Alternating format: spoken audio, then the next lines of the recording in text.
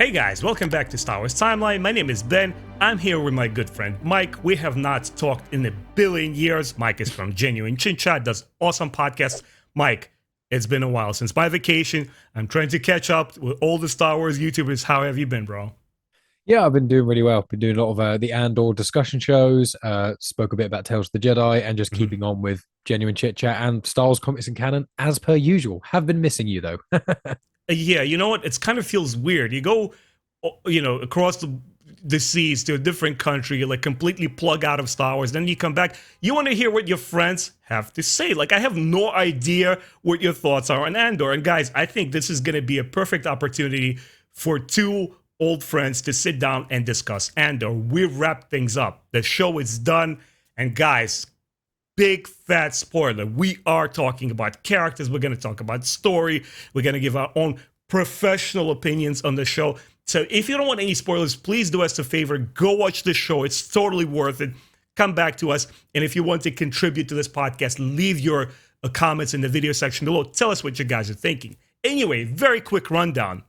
So this year, we finally got the Andor show. Released in September 21st. We got first 3-episode arc right away. And we wrapped things up finally on November 23rd. We got 12 full episodes of Star Wars goodness, directed by Tony Gilroy. He co-wrote Rogue One, for those of you who may not know. I'm pretty sure most of Star Wars dedicated fans are in the know. They know what's going on. He's responsible for films like the Bourne trilogy, Devil's Advocate, and many more. As far as overall general opinion on the Andor show goes, I just briefly looked up on Rotten Tomatoes. We got 96% critics review, with the audience rating it at 85%, which, Mike, is it arguably more or less like a pretty above average like Yeah, score? yeah, I'd say so. I'd say for audience score, especially for a Star Wars show, Yeah. I've said like one thing with Andor is it's not just a good Star Wars show, it's actually a good show. Whereas I think that's one of the differences between the other live action Star Wars Hmm. stuff we've seen. You Yeah. know, you wouldn't show Kenobi or probably Book of Boba Fett really to anyone if they're not already a Star Wars fan. You're not going to be like, hey, you don't really like Star Wars that much. These two shows convert you. It's like, no. But a show like Andor and maybe a show like Mando, for Mando, I think is more for Star Wars fans who've kind of lost interest a little bit and want a way back in. I Right, think right. that's what Mando quite served quite well. Connections to legends, connections to canon, but Back to the you don't roots. need to know everything. Hmm. Andor, I think, is the kind of show that you could show anyone if they've just seen the original trilogy. They Right. don't really even have to have seen Rogue One. If they just saw the original trilogy and were like, yeah, I used to like Star Wars a bit, or I don't mind the movies, it's like, Hmm. watch this. It's not just a great Star Wars show, it's actually a great TV show, full stop, which makes it so much stronger and really revitalizes some of the franchise fatigue I think a lot of us have been having. Well, not me. Yeah. I can have stars every single day of my life, and I do. But, most non-stars obsessed people. I think it's a fair observation, because as we're going to discuss in this podcast today, I think both you and I are conscious that we have a full range of Star Wars fans' opinions, obviously, because we all come from different backgrounds. And as you guys are watching back home, you're listening to our podcast, I'm pretty sure you're going to have your own impression on the show as well. I'm not going to speculate that most of you guys loved it. We have different tastes. And just to give us, like, just to illustrate where we are as far as fan reactions go on the internet, also looked it up on Metacritic, which I actually trust them a little bit more because they basically sort of a conglomerate of all the social media combined. They got 77 score on Metacritic with 8.0 score from fans, which once again, I think maybe it's not the biggest banger in terms of viewership, but as far as satisfaction from the people who did tune in and watched it, it's more or less positive. So, Mike, right off the bat, first big question to you. Has Tony Gilroy done it? Has he made Star Wars great again? I mean, I think the Star Wars is already great. To clarify, I think the sequel trilogy is good. I think it's flawed, but I Yeah. think it's equally as flawed as the prequels, but in vastly different ways. But Mhm. I think that neither trilogy's lead up are as good as the original trilogy in general. Then the other Star Wars stuff, the live action things, I've been really enjoying it. But as I said a moment ago, none of my friends who weren't that into Star Wars are like clamoring to watch Book of Boba Fett or Kenobi. A couple will tune into Mandalorian, and Mandalorian has actually brought quite a few revitalized Star Wars fans, just people who saw the 5 movies and were like, yeah, that's cool. Don't really watch Clone Wars or Rebels Hmm. or read books or comics or anything. But Mandalorian was like, yeah, this is cool. But then a lot of my friends were like, yeah, Mando was really good. But then Book of Boba Fett, I couldn't even finish. And I was like, oh, if you're not finishing Book of Boba Fett, you're missing probably the only real great parts about it, which is the Mando stuff. And Hmm. then Kenobi, they're like, yeah, I couldn't even be bothered with Kenobi after like 1 or 2 episodes, or I watched it and I wasn't that fussed. It's like, and or almost feel like it should have come out when Mandalorian did, like around that Hmm. time. I know they couldn't have because it took so long to make the show, Right. but I feel like if that had come out before Book of Boba Fett, before Kenobi, or Kenobi been released as a movie and kind of kept as like a separate thing, I think that people wouldn't have suffered the fatigue. So I think that the way that you're kind of framing the question is, has Tony Gilroy saved Star Wars? I think in a sense of I think bluntly, I think Mandalorian saved Star Wars in a lot of ways. I know that it's not the best made show, and I know you have your reservations about it. But I think as an audience, a lot of people disappointed by the sequels. Mando brought a lot of people back. Then it kind of dipped again. Now I think Andor's shot it back up again. I think Andor's really shown that not every Star Wars show is going to be the same general quality. Like none of it feels like peak filmmaking or anything like Right. that. Like I Hmm. describe Andor as a HBO show in a sense of I feel like the effort that's gone into it, being shot on location, the acting, the writing, especially all these elements. I feel like if this was created by HBO Hmm. and you just called it something not to do with Star Wars and you took out the little connections, this could be the kind of show that could work if you put a Game of Thrones skin on it, if you made this like fantasy, if you made it just normal world, especially like the heist arc and the prison arc, these sorts of things. It works in itself at its core by the story, the characters, and the intrigue. Hmm. And then what they've done is they've put all of the flavor text into the Star Wars canon, which Gotcha. makes it work. Obviously, the writing does very much feed into Star Wars, but even Tony Gilroy said he's not the biggest Star Wars fan. And it's like, as much as I enjoy content from Favreau and Filoni, who are massive Star Wars fans and have created some incredible Star Wars content, animated and non-animated things, but they don't. When I see their content, I'm not like these guys are like top tier filmmakers. Like these guys, like you watch Dave Filoni's Clone Wars movie, and although he's got a long way since then, that's like very rough. Hmm. John Favreau's made some amazing movies like Iron Man, but then Iron Man 2 is a bit weaker and 3, and it's just Jungle like, Book. see, I really liked the new Jungle Book. Mm. I actually thoroughly enjoyed that.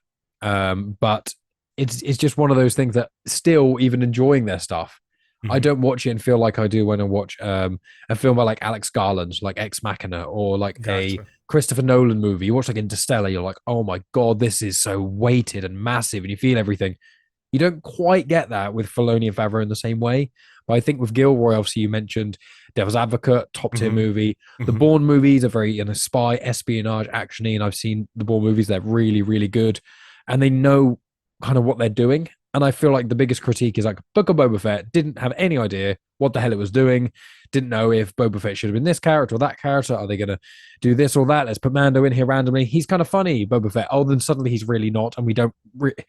Whereas with this, it was like from the start, we know where we're going. We know what kind of characters we're choosing. We know exactly what shots we're doing. We know where we're going. We know how he feels. It doesn't feel reactive. It feels like they thought ahead. Yeah. I think that's how I kind of feel. Yeah. What about yourself? I think you nailed it perfectly. I think one of the biggest things that points that I'll keep reiterating in this podcast is that it feels it has such an integrity of its own. It doesn't play into fan nostalgia. It doesn't try to like create an algorithm of everything that Star Wars fans enjoy and just compile it together. It feels like visionary work that we haven't seen before. And when I say visionary, I don't mean James Cameron visionary. I don't mean like yourself saying that it's a peak of filmmaking. I mean in a sense that the filmmaker had a very precise idea of what he wants to do and they executed it in such a way that it's not blemished by media outcries or critical reviews, a biggest YouTube channel. It's not Mass Effect series where BioWare at the very end of the gaming franchise was so affected by its fans that they actually went ahead and they tinkered with its ending, which I thought was completely atrocious. Whether your landing of the gaming series is good or bad, leave it as is. Fans have no say in how it should be done. I'm completely against that. So my personal reaction was that, hey, did Tony Gilroy come and save Star Wars? No. He didn't reinvent the wheel, but at the same time, I feel that he has raised the bar so high that I will be judging all future Star Wars live action TV series compared to that one. Well, I want to ask you then, has this made you more excited for The Acolyte? No, because you know what? I've learned to kind of anticipate each and every show and movie as it comes along. Because if you bet all your chips on this filmmaker, on this director, I don't care what their background is. You know, it's such a filmmaking, such a finicky craft that you don't know what you're going to end up with. Recently, I was listening to a podcast with, I believe it was Joe Rogan. He invited this famous director, and this director was basically saying, I would give an Oscar for anybody who just completes a film. It's such a daunting task, all of the gears moving behind the screens that fans, the audience never gets to see, that it's a daunting task just to finish a movie, let alone make it, an Oscar winner. Even the greats, right? We always talk about it, like Steven Spielberg, all of these filmmakers, Ridley Scott, they have their A-class movies, and then they have their flops. They have movies that just don't go anywhere. It happens. I don't think it should be, as is often done in Star Wars fandom, automatically you're going to try to crucify a filmmaker. Oh, he failed, he deliberately sabotaged Star Wars. No, it's just the nature of the business.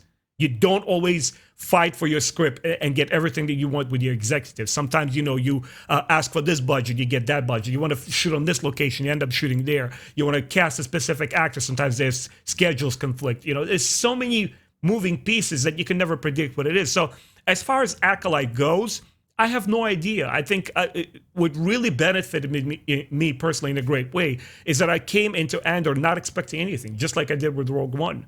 And I ended up enjoying it. But Mike, how would you personally stack up Andor to other favorite shows of yours this year that are not Star Wars? So I think House of the Dragon and Stranger Things 4 have both. I won't spoil either of them just in case people haven't checked them out. But both of those shows, I think, have been my top shows of the last year or so, I think.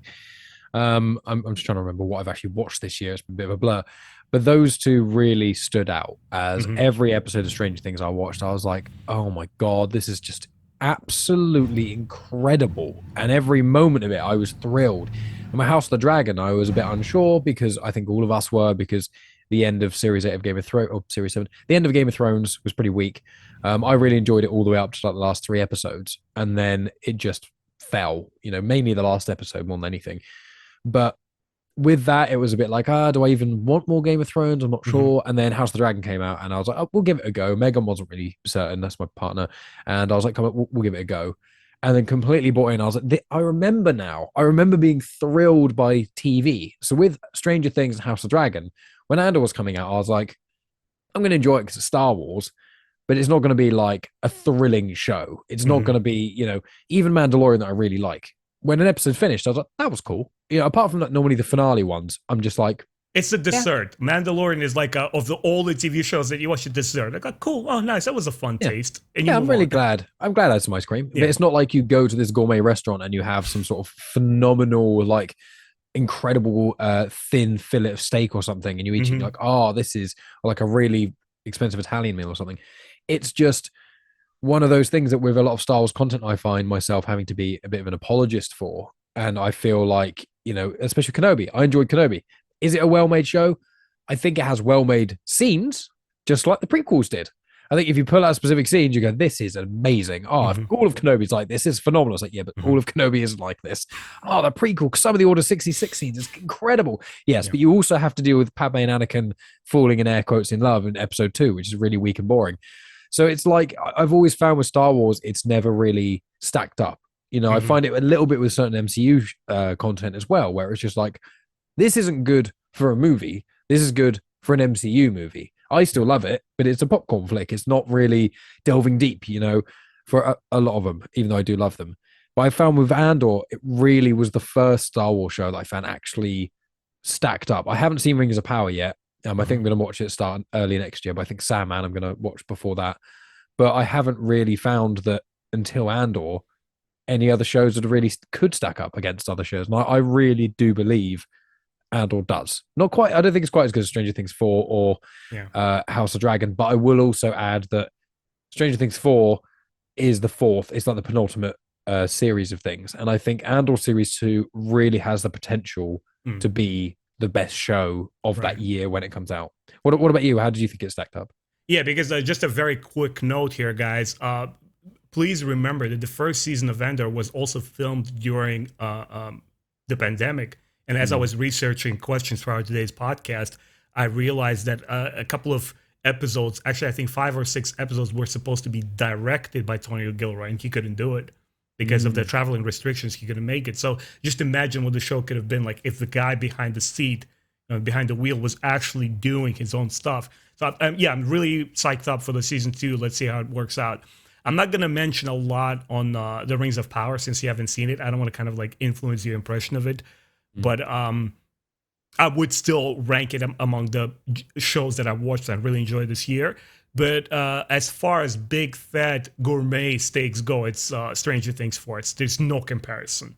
The Mhm. show has been like kicking ass all the way from season 1 up to this one. Even the slowest season, season 3, I believe, that which a lot of fans found gripe with, even at its lowest, that show is above everything else out there.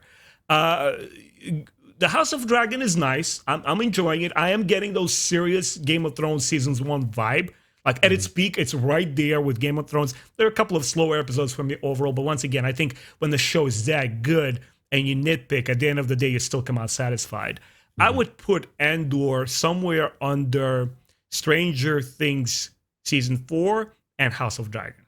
Like it's Mhm. Yeah. it's it's the best Star Wars live action show that I've seen to date. Mhm. It's not perfect. It still has a couple of kinks that I wanted to kind of like chisel out and refine, but it's on its way to achieving greatness, Steven.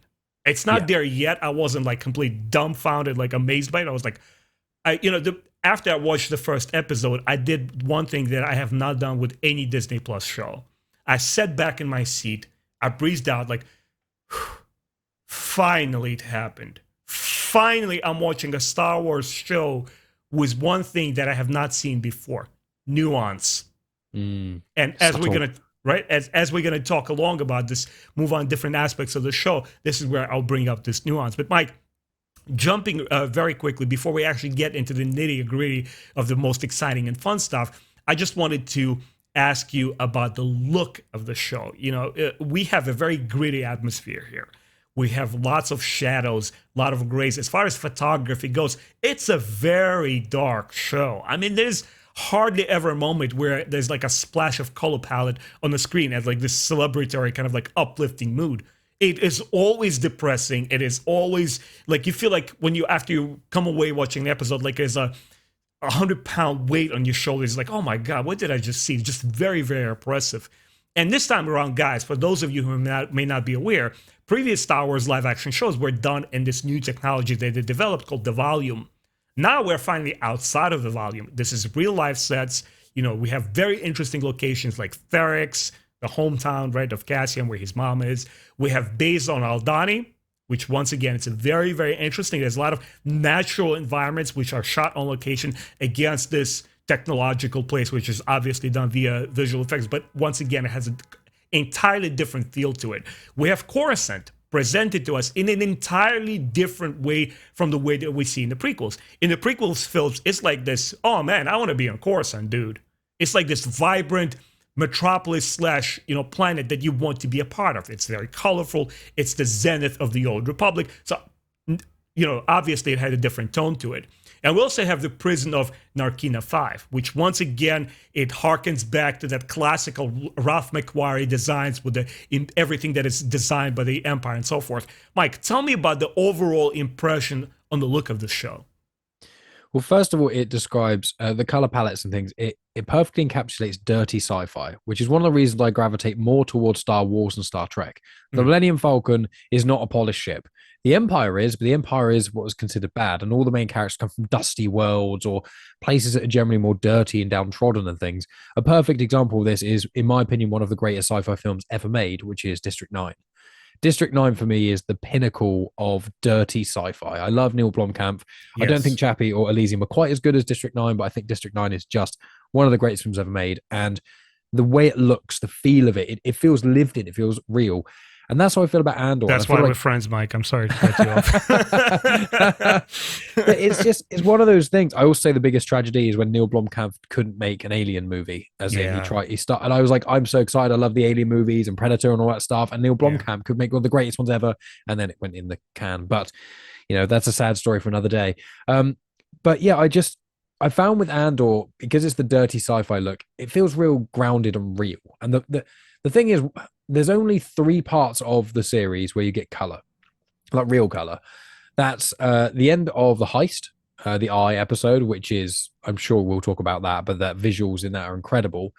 Then you've got kind of you've got a little bit of it when they're in Aldani and you kind of have the grasslands, which obviously I think that's filmed in Scotland, I believe, or at least somewhere north in the Hmm. UK. Hmm. And so when you get that color from outside, it adds to it, but it's not the volume is cool and it's a great technology. But I do feel like the live action shows they feel quite closed in a bit. They feel isolated in some ways. But when you've got a camera that's high res and you've just got people walking in a field and there's like real wind and Hmm. there's like actual clouds going by and just little things that even if you're an insanely good visual effects developer, you're not. It's not going to be the same level of realism. It's not Hmm. going to feel like it's real. And I just think it really matches the show of these are the foot soldiers of the rebellion in the early days. These aren't Jedi. Jedi, the thing is, they're great and they're cool. But the thing is, as soon as they come on screen, they're basically like undefeatable. Hmm. And it just, I think the color palette really eloquently kind of shows the struggle as well as showing the moral gray that I think a lot of the show is trying to convey with the Right. rebellion not being just these angelic good people. It's not all just about these easy Angelica, I decisions. really like that.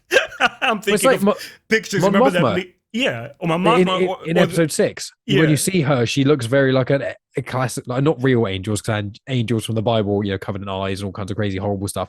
But I mean, the stereotypical view of white and pure and everything's all okay. I Yeah. was You know what thinking I of that meme of Obi-Wan Kenobi where he's like in the Jesus kind of like frame and people worship. Oh man, that's funny. mean? But with you in the colors, like, did Yeah. you like obviously you picked it up because you noticed the sort of difference. You do get, I will say, B2 obviously he's quite a deep red, although he's rusted and stuff.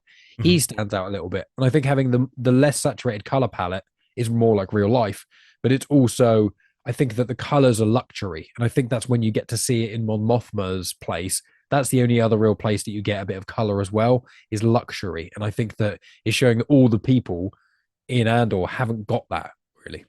Yeah.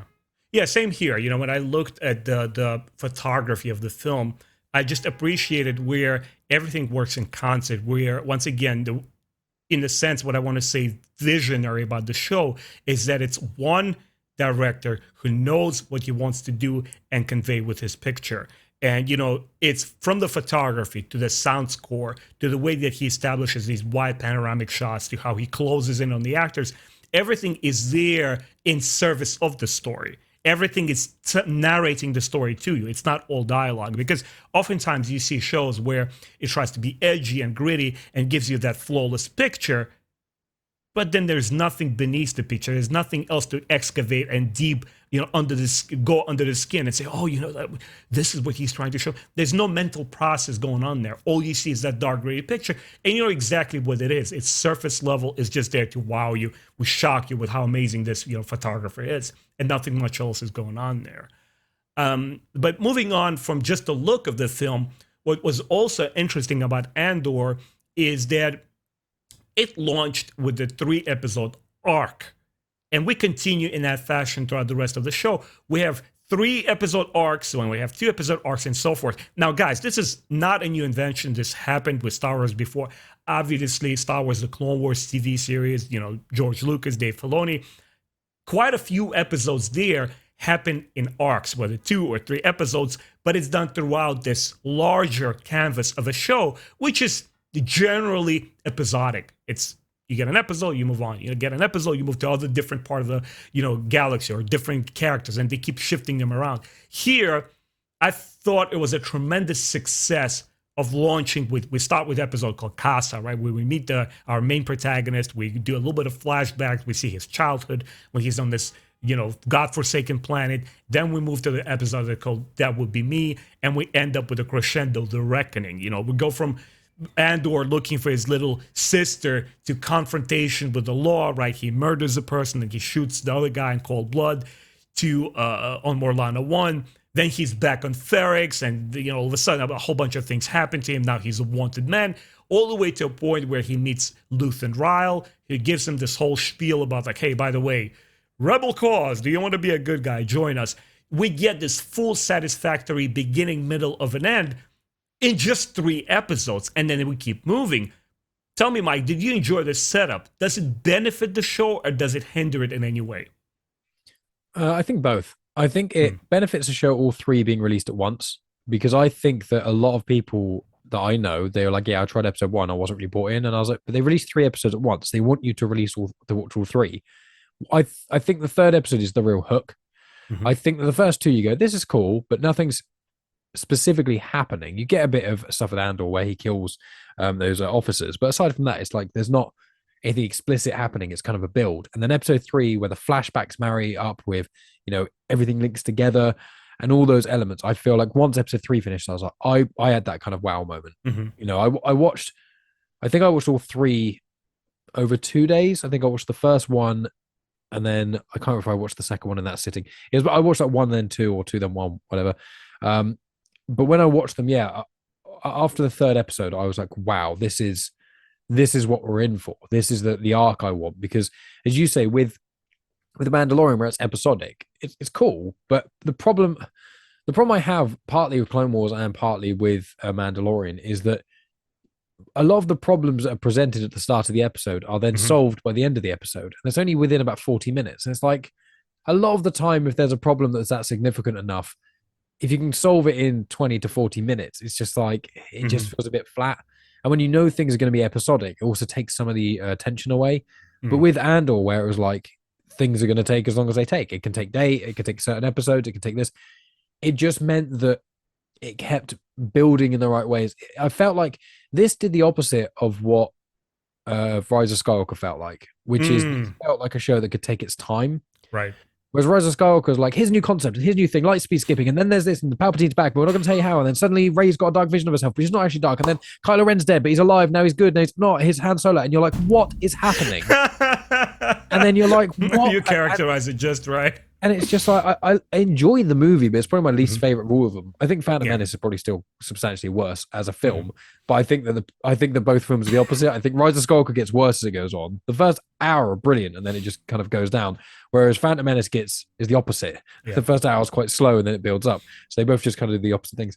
But this show, it just feels like it could really take its time. It wasn't throwing concepts in that we didn't need. It wasn't doing cameos or characters that weren't needed. When Saw Gerrera pops up, I know it's not in the 3-episode arc, but when he eventually pops up, they don't make a big song and dance about it. They just that's a great point. He's another character. And that's kind of what I feel like about this show, is that even in the first 3 episodes, it really nailed that kind of taking our time with a story. You'll be, as an audience member, you will be rewarded for your patience. That's how I kind of felt about it. Yeah, that's awesome. There's so many interesting observations that you make. I agree on many fronts with you, and I do agree that the show succeeded because it launched with these 3 episodes, and they gave us a full taste of what to expect from the show. Because after the first episode ended, I saw them all back to back right away. Like the first episode was a sales pitch, and I sort of took the bait. And I said, whoa, all right. Hold on, Ben. Breathe for a second here. This is obviously a whole different thing from what we've seen from Star Wars on Disney Plus before. Let's see where it leads up to. Let's not get too hyped and then disappointed at the end. I had this big fat question. Where are you taking me? Where is this going? By the end of the episode 3, I was totally sold. The rest of the show was solidified for me because I understood the filmmaker, I understood the intention, and I understood the integrity that he's going in with. Like you said, there's no extra fat there. There is no play on your nostalgic feelings. Oh, by the way, going to bring the Emperor again or Vader or something. It says, no. we're staying linear. We're going from point A to point B. This is our hero. He's staying over here, and we go somewhere else. And if indeed we get other cast members from feature films in future seasons, I bet you Tony Gilroy is not going to do it in a way kind of like, oh, look, Palpatine. If they're going to just enter the show because they have something to say about this world, because they have something to say about Cassian for him to reflect upon and bounce against and continue his story. Once again, it's the sort of filmmaking and writing as well that we have not seen from live action Star Wars. I don't understand why it has struggled up to this point, because the animated shows seem to manage that quite well. I mean, look at Bad Batch. It is so seamless. It takes you on a journey. You might like an episode here more than the other one, and certainly there are some moments there where it slows down, but the general ideas flow. It gets you from point A on episode 1 to a season finale where it's like, whoa, all right, I get you. I understand what you're doing. And speaking of actually animated shows, guys, we kind of labeled this podcast Andor show, but Mike and I are going to cheat, but because it's just basically two friends reuniting. We're talking about all the stuff that we have skipped on. Let's kind of analyze a little bit of the Tales of the Jedi, right? A show, once again, which has sprung up on us out of nowhere. It just got announced as like Tales of the Jedi. What the heck is this thing? Oh, hold on a second. We're not getting the Tales of the Jedi from Legends. We're actually getting some Dooku. We're getting some Ahsoka. And it also follows that kind of mold, right? We get the 3 episode arcs. There's episodes for Dooku called The Justice, Choices, and the Sith Lord. And then we move on to Ahsoka during different parts of her life, which are life and death, practice makes perfect, and resolve, right? And once again, you have these 3 episodes per character, which seem to kind of like try to tell you something. Reflect on that a little bit, Mike. Tell me, what is the comparison between Andor and Tales of the Jedi? Were they going for the similar kind of things? And was the result accomplished to the same kind of like effect in Tales of the Jedi? I think if we hyper focus on the Dooku side of Tales of the Jedi, I'd say it's up to the same standard as Andor as far as animation can go. I'd say it's near enough the kind of, if that was our Clone Wars arc, that would be considered among the best Clone Wars arcs, like a lot of the Maul stuff, a lot of the Mandalorian stuff, obviously, especially the finale, Series 7. There's a lot of key arcs, and the Pong Krell Umbaran arc, that's a really major, big, powerful stuff, arc. yeah. Yeah, that was one of the episodes we were watching. You go, oh my God, this is meant to be a kid's show. This is like horrendous, like in a good way. So with the Dooku stuff, yes, I think them doing it 3 in a row with Dooku, because they did obviously the Ahsoka one, then the 3 Dookus, then the 2 Ahsokas. So I think they did it chronologically, which is interesting. But all the Dooku stuff I thought was really cool. I really enjoyed it all. I thought each of them showed a different aspect of Dooku, really gave weight to his fall, and then the finale was a nice big crescendo. The Ahsoka stuff, not as much. I enjoyed them, but we didn't really get anything new. Life and Death was interesting, seeing some Togruta life, but I was like, it's just people living, really. It's not really anything specific about Togrutas that I found out. It's just a colony of them, which we saw a sprinkling of, I think, in Clone Wars. But then Practice Makes Perfect, I really liked, but it felt like basically an extended scene in a sense, like a deleted scene from Clone Wars, and I really liked it. And I was like, oh, Anakin basically being the one to make her survive Order 66. That's really cool. And it's good to show that Ahsoka wasn't just phenomenal immediately. It took her a long time to learn these things. But Resolve, I just found, was a bit weaker, because it was just, we need some sort of action set piece. And there was probably the coolest Inquisitor model that's ever been created ever. And then in about 8 seconds, he's gone. And you're like, why did you even bother?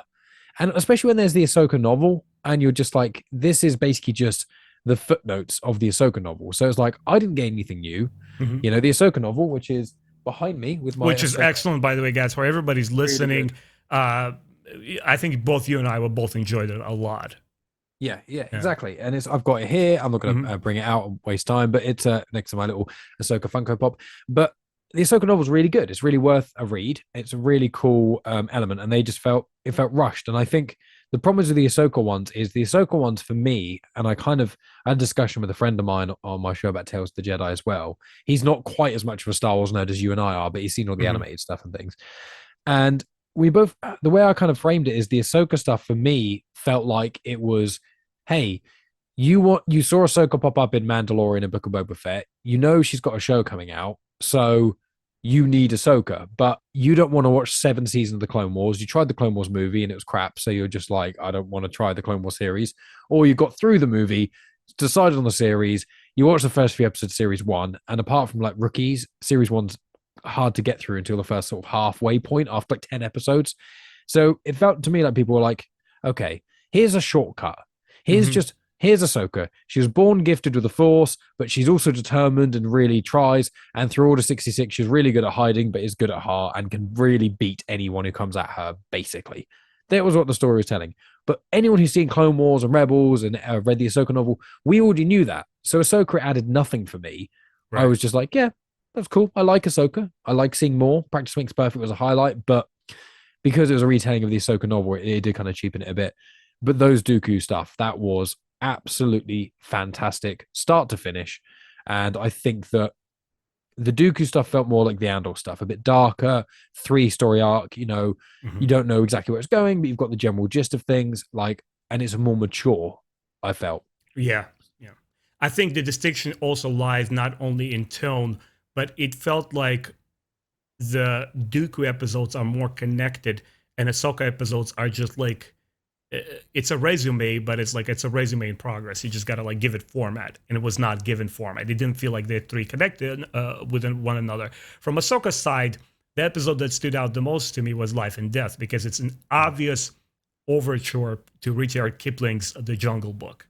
It's basically that in the sense. It's like the tiger attacks the village, the villagers go fight, and then one prominent hero from that arises like, ooh, Ahsoka is gifted. She's a Jedi. So I kind of enjoyed it on its own, alone. I totally could see your point where if you're kind of sort of fatigued with Ahsoka, you wanted her to be brought back in a more impactful way, and this was just, once again, just a dessert. Like, hey, you don't know who Ahsoka is? There you go. Well, the one thing I was disappointed by, and that's my own expectations, was when I saw she was going to be fighting the Inquisitor and stuff, and I heard rumblings and things. I was like, oh, this is going to be the Ahsoka novel stuff. And I was like, you know what? We're going to get to see her purify a lightsaber crystal. And I was like, I don't care what stuff happens. I was like, if I get Ahsoka bleeding purifying a lightsaber crystal, I am 1,000,000% in. So I was like, oh, she's going to fight the Inquisitor. That's where she got her white lightsabers. And then they were like, and no. And you're like, what? Yeah. You're there. Why didn't you just 5 minutes? Just why don't you do that one bit? It would have explained to everyone why Ahsoka is the only character in live action Star Wars that's got white lightsaber crystals. It's quite a big thing. And then that could lead on to animation showing the bleeding of a lightsaber crystal, which is probably some of the coolest parts of the canon comics, is when Vader bleeds his lightsaber crystal in the 2017 run by Charles Soule, and when Kylo Ren does it in the Rise of Kylo Ren comics, also by Charles Soule. When you see that, and then you hear about lightsaber purifying in the Ahsoka novel, and a little bit in the High Republic with Orla Jareni, you're like, oh, we're really getting into the depth of lightsaber crystals, and we got a bit of it in Jedi Fallen Order, so let's get into this. And then they were like, no, we go to the front door and close it on you. And you're like, oh, and then she gets the call from joining Bail Organa about the rebellion. It was like, we know she was going to do that. What did that add? Nothing. So I was a bit disappointed, and that was my own expectation. So I do accept that. Yeah. See, I'm not up with this whole bleeding the lightsabers. And I know there's a huge rift between the expanded universe and canon fans where the whole thing with how the lightsabers are made and, the crystals and everything. Oh, they bleed them. I really don't care how they're made. I'm more interested in when they ignite. I'm like, oh, lightsaber looks cool. I'm so simple when it comes to lightsabers. So it's totally went over my head. But my friend Josh from Star Wars on High, he kind of like got me a little bit into Star Wars audiobooks.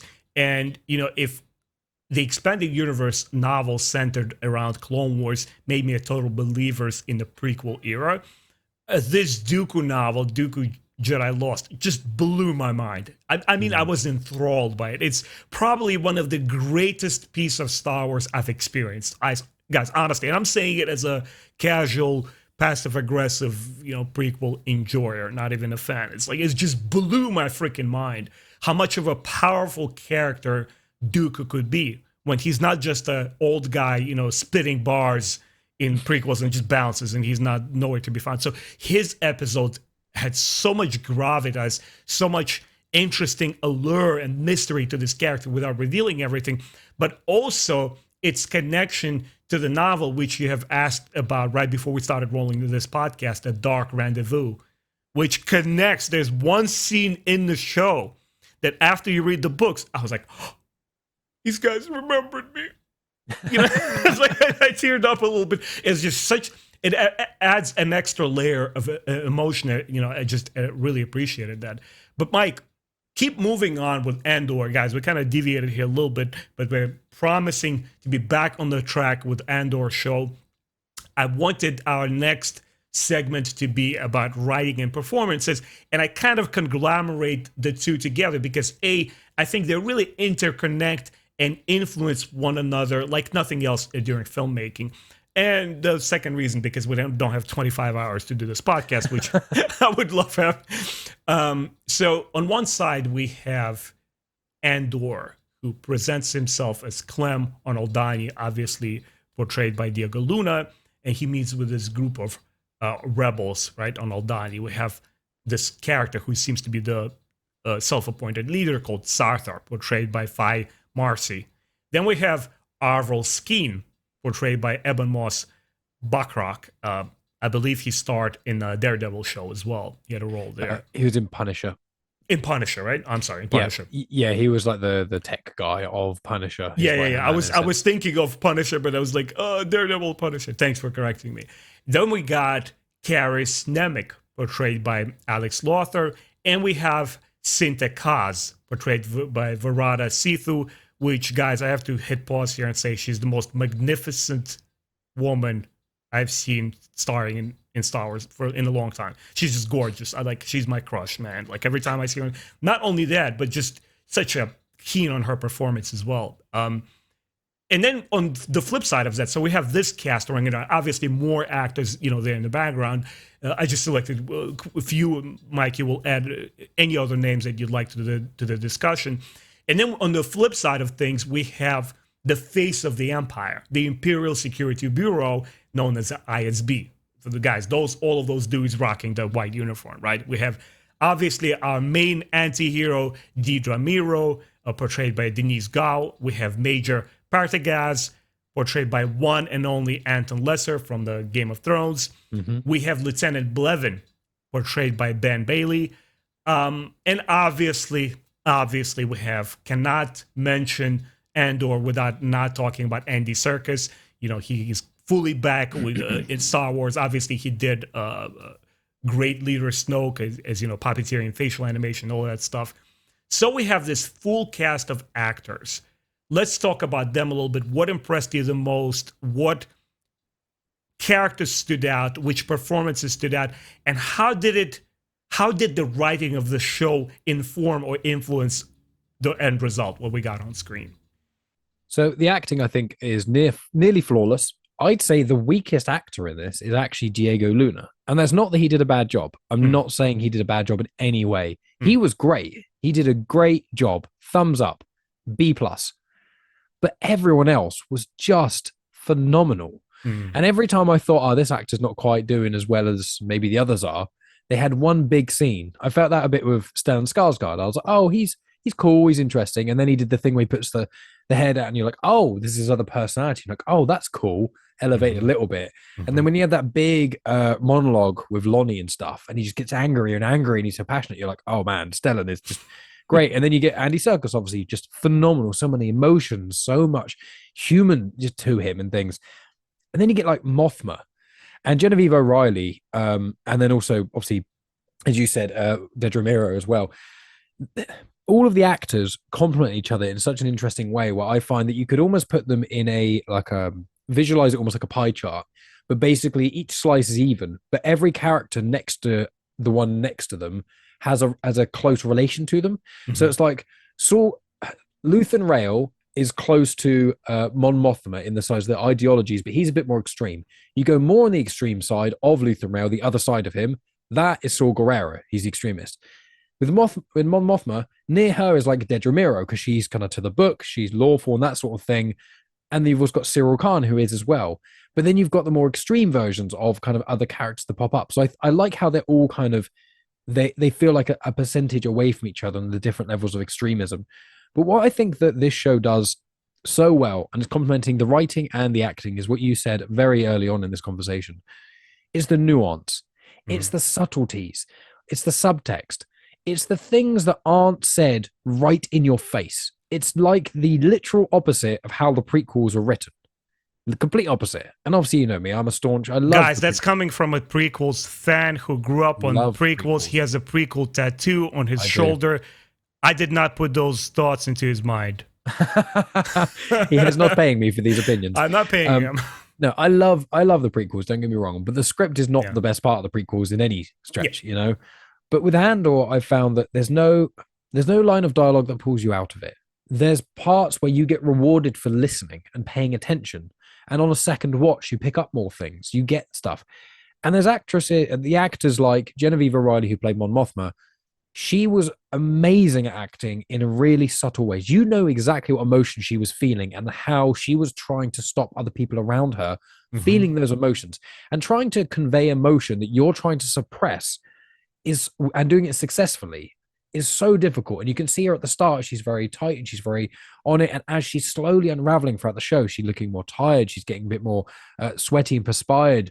The bags under her eyes are going, which obviously makeup department as well. But her whole body language and her posture over the series as she's becoming more and more exhausted of what the rebellion is taking from her. You see that. And you see it with Stellan, where Stellan Skarsgård's acting as Luthen Rail was a lot more overt and over the top and things, but you still really get it. And with Dedra Miro, she's got the similar thing to Mothma, where she's in a very prim and proper way, and she knows she can't step out of line in the wrong ways, but she does get animated at points. You can see the gritting of the teeth, the moments Right. where she's holding her tongue, where she wants to say something, but she knows it's not the right thing. And I just find that every actor in this just does such an incredible job. And I think that the writing really helps because, unlike the prequels, the actors aren't saying things that are nonsense and trying to work out what it means. It's more like, this is clear. I understand this. And a lot of the characters, like Genevieve O'Reilly playing Mon Mothma and Forrest Whitaker playing Saul Guerrera, these are characters that they've played in almost every single iteration of the character. Mhm. Forrest Whitaker's played Saul Guerrero in every iteration apart from his young Clone Wars. He's done it in Fallen Order, in Rebels, and here in obviously Rogue One. And Genevieve O'Reilly being Mon Mothma, she was in it in Revenge of the Sith, including in Right. some deleted scenes. She voiced her in Rebels and the small amount she was in Clone Wars, and also in Rogue One. So you've got certain characters who've got actors who've played them for a long period of time, who really know the subtleties and the nuances, and you've got Mhm. these newer faces coming in who are really putting it all on. They're really showing off. And it's one of the I think it's the first Star Wars show or movie really that I've seen and I've gone, you could be nominated for an award for how good your acting is. As much as I love so many actors, I don't think there are terrible actors in many of the Star Wars films, but even the original trilogy, I don't think there's anyone in that you watch and go, wow, you should get an Emmy. You are like in the upper echelon of acting. You're like, you played that role really well. Thumbs up. But it's Yeah. never elevated, I think, is what I would describe the writing and the acting of this. What Mhm. about you? Do you have a favorite? What was your favorite performance out of interest? Before I get to my favorite one, I want to touch up on Diego Luna's performance, character, and what he meant to me in the show. Okay. I didn't care much for his acting or the movie in general, Rogue One, as far as emotional beats go. And I know it's not his fault. It is, Gareth Edwards to me is a talented director as far as filming a 2-hour looking commercial, which looks really, really great. But by all intents and purposes, he's not a storyteller to me. He just creates good visuals. And that's what the movie to me severely lacked, because what is written for that film, it's not bad stuff. It's quite sharp. But the way that it all comes out on screen, I never felt like the tension is mounting and I'm pushed towards this climatic end. I did not care for anything in that show other than visuals and action. But here, and this is what I was a little bit concerned about at the Andor, and then it flips it and does it completely in a different way.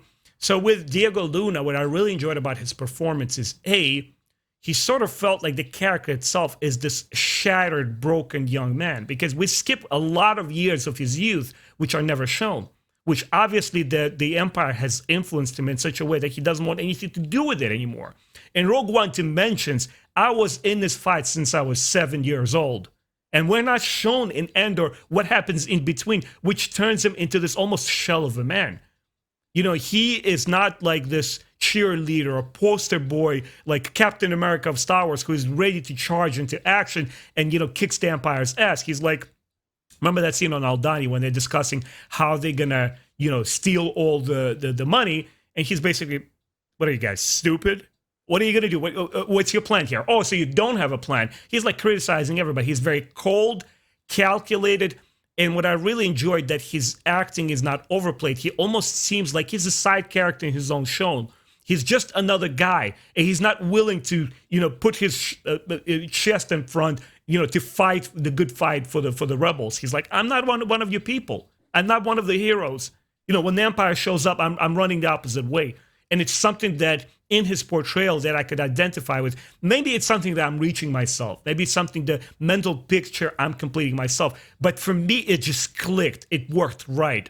Especially when he escapes the prison and he's there with this other guy on the shore, and like he stares into the distance, very much like Luke does in a Twin Sunset scene in A New Hope, and he doesn't know where the future will take him.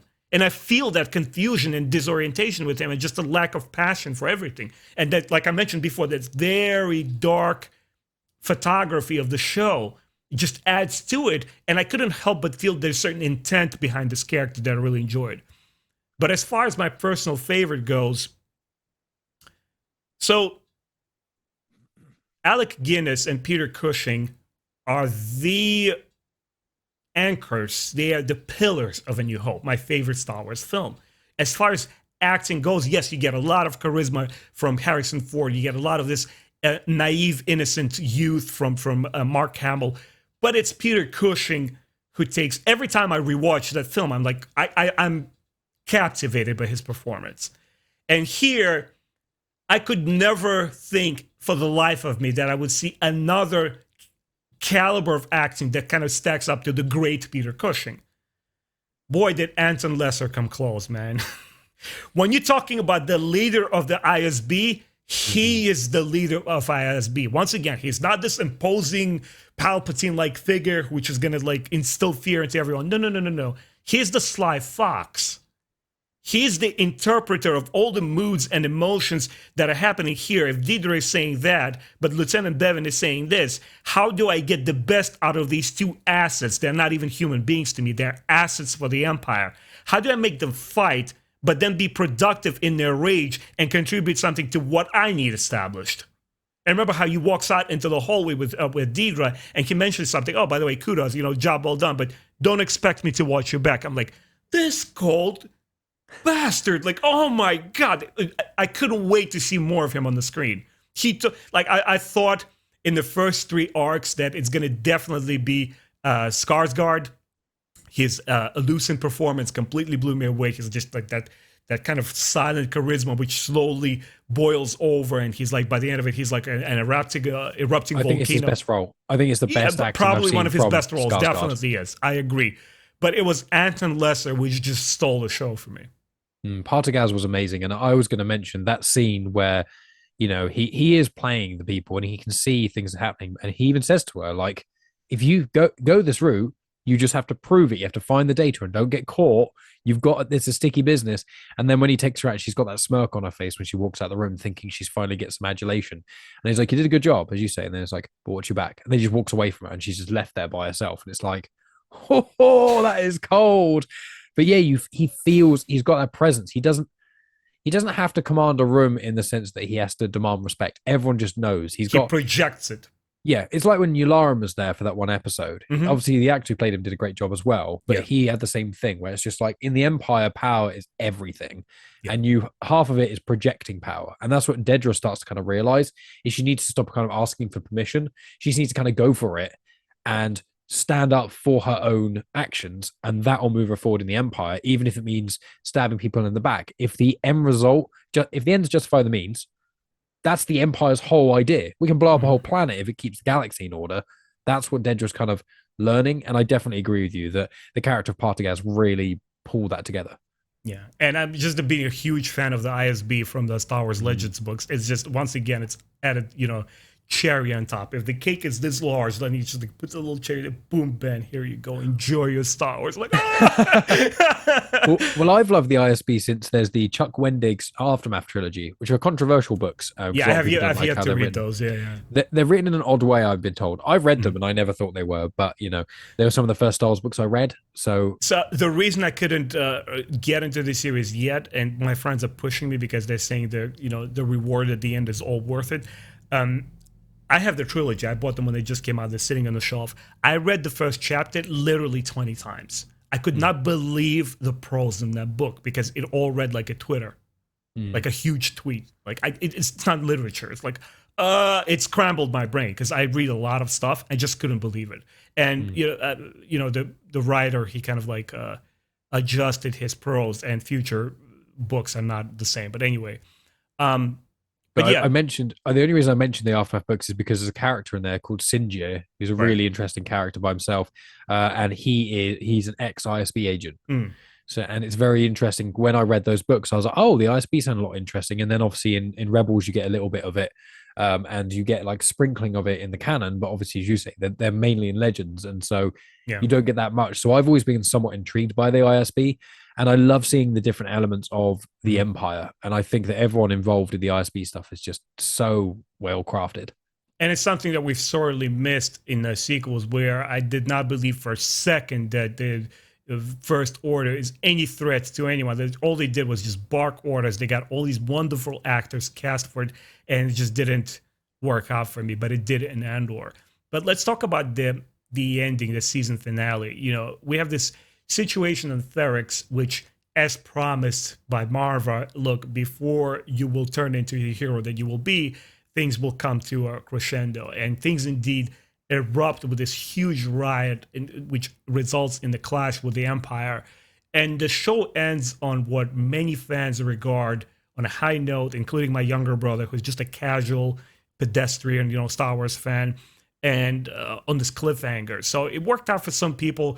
I wanted to know whether it was a satisfactory finale for you, and talk about what did you expect from this finale and versus what we got.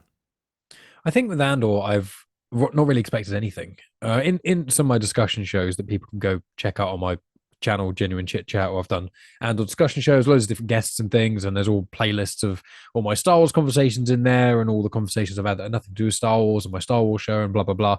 So you can check that out. So I did make some predictions of just what I kind of thought where things were going, but I'm not one to really spend ages predicting. I don't do trailer breakdowns or anything like that. I'll watch a Right. trailer once normally and I'll be like, that's it. I don't need to watch any more trailers. I'm going to watch the show or whatever. So I'd rather not have more stuff spoiled for me. So with that in mind, when I was kind of thinking what was going to happen next with the show, I was like, apart from we just know the ending fate of Andor and Mothma and Saw Gerrera, the rest of them, it's like I don't know, and that's part of the thrill of the show. And well, Melshi as well, the gentleman he escaped with from the prison, he's in Rogue One as well. He fights on the beaches of Scarif. Mm-hmm. Where he's one of the ones who tries to plug in the cabley thing on Scarif. But aside from some of those characters, so I didn't know what was going to happen. Apart from it was like, okay, the penultimate episode did build up something on Ferrix, the funeral on Ferrix, and all the characters kind of getting Right. together. So, and I think it was somewhat obvious the Empire was going to go too far in some way and something bad was going to happen. I thought the way they did it was really cool. I loved B2 Emo. I really liked Brasso. I thought he was really cool in it. And I loved Mm-hmm. Marva's speech. I think it Mm-hmm. was really impressive. I did find my issue with, I found that episode 3, fantastic. Episode 6 for me is the best episode, but episode 10, so the end of the prison one, I think is probably a better made episode. But for me, episode 6 was just the visuals of it and everything happened. Nemec, the crunch that you hear when he gets crushed by the thing. For me, episode 6 was the pinnacle, and then episode 10 was literally like a hair's breadth underneath. It was so close. Mm-hmm. And I just found that the finale wasn't, unfortunately, because the prison arc and the heist arc was so good, so powerful. That finale, I was like, this is good. This is really cool. Really enjoying it. But there are just a couple of characters that just seemed to be there because they're like, we just need everyone on Ferrix. It was a bit like Cinta and Vel. They were both there. And then it was like, what do they do? Nothing. It's like, okay, Cinta stabbed that guy. And so Dedra was by herself. Fair enough. But they didn't do anything. Luthen Rail was just kind of there. He put himself into a ridiculous amount of danger and worry to try and potentially kill Andor, hoping that Andor would be there, even though they haven't seen sight of him for ages. And him putting himself in a severely risky situation that could compromise everything. And then he doesn't really do anything. He's just there as an escape route for Andor. And it was just, it just felt like all the characters were just conveniently there at one time. And it just, that aspect of it, just a couple of wasted characters a little bit, pulled me back a smidge. But I found that the riot, I mean, I loved the fact that Brasso smashed a couple of troopers in the head with the brick made from Marva. I thought was so cool. And I was like, I just want to see Brasso in a brick smashing away. So I personally did really enjoy that. And I think that the social commentary in the episodes have been very tastefully done.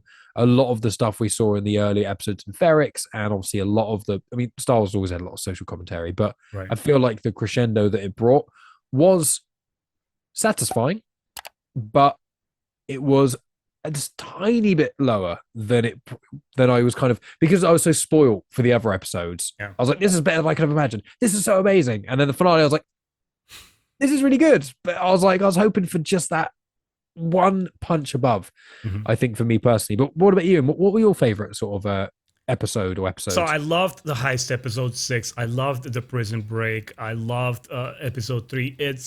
I found something to adore about every episode, to be honest with you. But some episodes did work better than the others. But I felt that the ending was quite lacking for me. And I'll explain why. It is a very hard season finale for me to judge. And this is the reason why.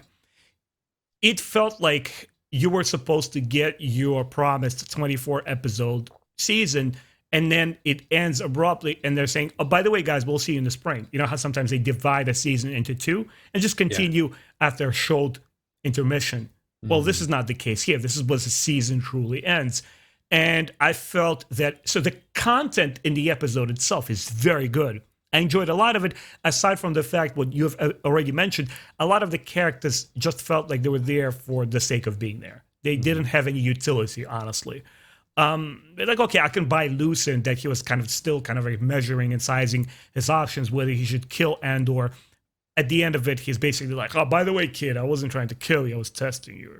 You're still going to be a rebel. We're going to make a rebel out of you. But what is really disorienting about this episode is that it feels like the first episode out of the next 3 episode arc. I can't honestly even call it in a full sense a cliffhanger, because there's no resolution. There is no real build-up. Yes, you get a climatic scene. Yes, you get that riot, but it's the riot that was promised to us. So we saw it coming. And it's not a kind of episode that influences Andor's personal climax, if that makes any sense.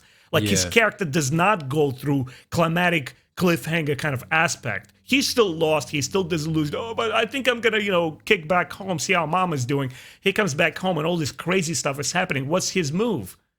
He's not trying to help everybody or save Ferrix. He's just getting his girl out. He's like, I'm going to take care of. He's being a pragmatist in a way. He's like, I'm getting her, get her out of here. And then he goes after Lucen. It was all a bit wrapped up in a nice little bow as well. It's, you know what it is? I don't trust my feelings when it comes to it, because I did it in the beginning, in the first episode. It's like, I raised that question, where are you guys taking me? By the end of episode 3, I knew what he was doing. I was like, I should have waited. I should not have judged. And that's what I'm doing here. I'm honestly not reviewing it. I'm honestly not judging this episode, because I already am invested. I'm raising that Tony Gilroy flag. It's like, guys, I'm sold. I know the follow-up episodes are going to continue in a fashion that will satisfy me. But because we end where we end, I'm like, and you like froze mid-frame, and it doesn't even honestly feel like a true conclusion. That's a very good point. Yeah, we found that when I was talking with some of my friends, it was like, you get 3 episodes, then you get 3 episodes, then you get 4 episodes, and then you get 2. And it was like, oh, this did feel like, if you compare this to episode 2 or episode 5 or episode 9, right, the episode just before something big happens, it did kind of feel like that. It feels like for this episode, what I'd have been most intrigued by is actually to see what happened to Mon Mothma next and how Yeah. the Empire reacts to Ferrix. But I suspect the reason they've done the way it is because the whole arc of the first arc of the new season, whenever that comes out, is going to be here's the repercussions of Ferrix. That was Here's my the next question. I was going to ask you, based on what we got here in this episode, what are your thoughts on season 2? Where should it pick up? And what's the story that it's going to evolve? Yeah, I mean, I've heard that with season 2 that it's there's a certain amount of time jumps they're going to have, and I think it's like Mhm. every 3 or 4 episodes is going to be approximately a year or so in general, which I wish they hadn't told us. And I'm sorry if anyone didn't know that listening, and I've spoiled it for you as well. But I'm just like, okay, well, that limits then quite a lot of what's going to happen. But I feel like we're going to get one big Mon Mothma arc because anyone Mm. who's watched Star Wars Rebels, and I'm going to take this moment to do something that my friends have made memes about me, which is the Bart Simpson meme, which is like, say the line, Bart, and he's like, eat my shorts. This is my Bart Simpson eat my shorts line, which is, I think Rebels is the best piece of Star Wars content that exists outside of maybe the original trilogy. But I could, it's hard to compare them, but it's pretty damn close. I think if Andor Series 2 is as good as Series 1, then Andor will probably surpass Rebels. But where we are at now, I think I'll Rebels is the sign best my thing. name under that. Yeah, I think Andor definitely has the potential, and I think Andor Mhm. now is very very close. It's just Rebels got 4 seasons, whereas Andor we have one, so it's not quite fair on Andor. But Rebels, there's an episode called Secret Cargo, and it's specifically about Mon Mothma, and I won't say what happens in it, but there's a big thing that happens with Mon Mothma that turns her from where we are now to where you see what happens to her in the original trilogy. There's a difference of her being a senator and a Rebel Alliance leader, and Mhm. there's a big event that's going to happen. And she already mentioned the species of people that it affects in a speech in one of the first 2 arcs of Andor. Mhm. So there's the Gormans, that's the hint. And so we know, and it was in Legends a bit as well, but in canon they've kind of shifted what it was. And it's a big moment in Mon Mothma's life and her where she is in the Empire. And I'm very excited to see that. I want more Mon Mothma all day. I just want that injected in my veins. I don't necessarily want a Mon Mothma show, but if they did one, I'd be like, yes, I don't care. I love anything to do with her. She very much intrigues me from the books and stuff. Leia, Princess of Alderaan, and a few other places she's been is really interesting. So Mothma, the Gorman stuff. With I think we're going to get a Saw Gerrera arc. I don't think they'll just spend time getting Saw in just to be someone to Right. have occasional conversations with Luthen.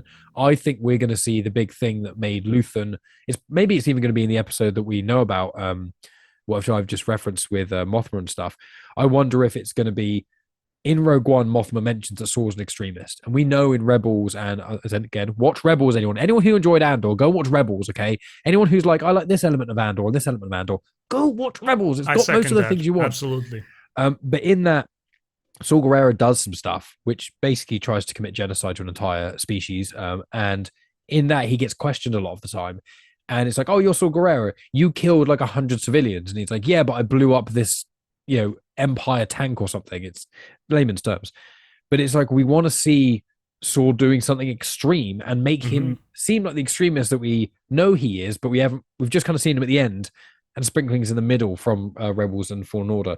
So I think Saw's going to get a big arc. I think Mothma's going to get the Gorman arc. And I think we're going to see Andor kind of go in amidst that. And I think Luthen's going to get a big arc, some sort of big finale, because he's obviously not in Rogue One or anything. So it's like he's probably going to go. With the ISB, I don't really know.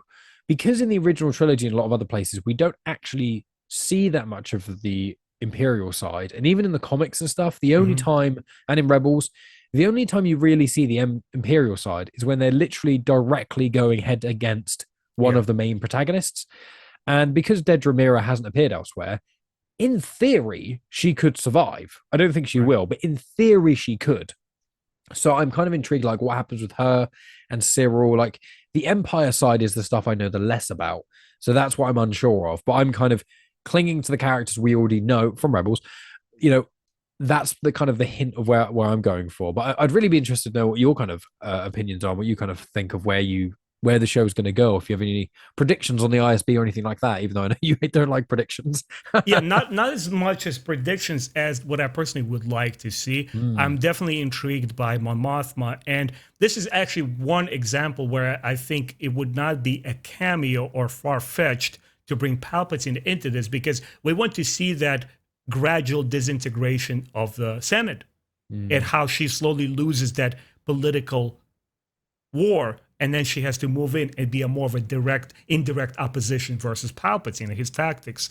So I want to see that. Um, I want to see somebody who will bring excitement from the films, even Vader. But again, Tony Gilroy is once again, he has proved once and again to be with his writing that he'll bring these characters and do them justice, and they won't feel like they're there just to get increase the show's ratings for a second. You'll be there because, and what is a better time to bring all of these big shots out there than now? And I'm usually Mm. not the guy to, vouch for cameos like, oh, I'll bring this character. I want to see that character. I don't want anything in the story that it doesn't have to do with that story. Don't add any extra fat. Just deal with what you have in hand. And Palpatine is a perfect card. He's your ace in the show. You got to bring him in. Um, And I also, mean, Ian McDermott voiced Palpatine in Tales of the Jedi as well. yeah, So I mean, he's still got his foot in the door. He's still not yeah, quite after Rise of Skywalker. He's still a little bit involved. So it yeah, is that kind of yeah. question. Same with Qui-Gon. He obviously Liam Neeson voiced older Qui-Gon in the show, and he appeared in Kenobi. So there's these actors that are coming back for these tiny roles. But if they're doing 10 tiny roles, it kind Yeah. of makes it worth them.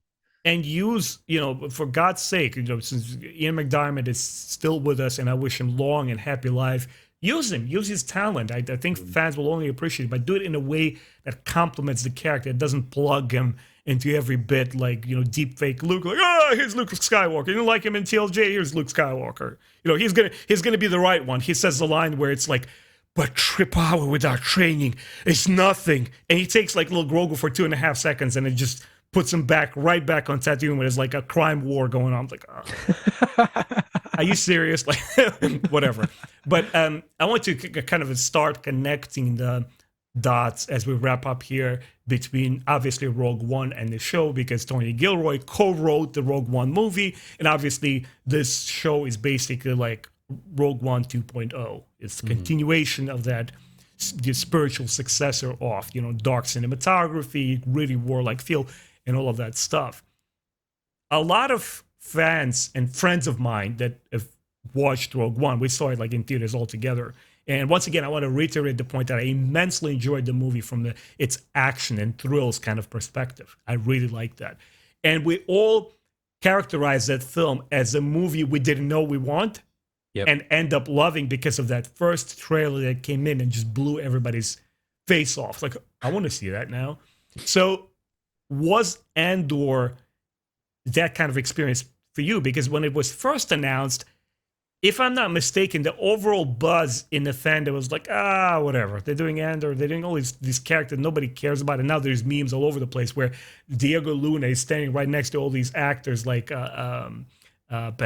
Pedro Pascal and Rosario Dawson and their respective shows. And he's looking at them like, guys, you just don't know my show is going to be the best one. So it's like a funny meme there. But once again, it was a show when it was announced. We didn't know that we wanted it. After the trailer, and now after the fact that you have seen it, what is your, like, how would you characterize the show? Yeah, so as you say, I wasn't that excited for Andor when it was first announced because I was like, of all the characters in Rogue One, he's probably the least interesting. I think Bodhi was probably Bodhi or Chirrut Imwe and Baze Mm-hmm. Malbus, the two monks. But I know that they've got there's a book called Guardian of the Wills, and there's a manga adaptation of that which I have purchased and I'm going to be reading. So I'll be tackling that on my Star Wars show at some point next year. So if you want to find out about those, but when they said Andor, I was like, Diego Luna, I've got no problem with his acting. I don't think I've seen him do any bad jobs of acting, but I've never seen him blow me away. I'm just like, he's a cool guy. And so when they announced Andor, I was like, okay, Rogue One vibes, that's cool. But the Disney Plus shows, I've kind of already I hadn't given up on them because as I said, I really enjoyed all of them, but I kind of had put them in a box. I was like, these aren't going to be elevated storytelling. They're all going to feel kind of the same-ish, the same kind of vibe. And they're just going to be cool Star Wars content that I'm going to enjoy because I like Star Wars. Mm-hmm. But then the trailer kind of came out and I saw one of the first look behind the scenes featurette where it was like showing all the stuff being made. And this is like one of the biggest Star Wars projects. They've been doing it for like 4 years, straight after Rogue One was popular, straight in there. And you could see that Diego Luna was like, I really was invested in this.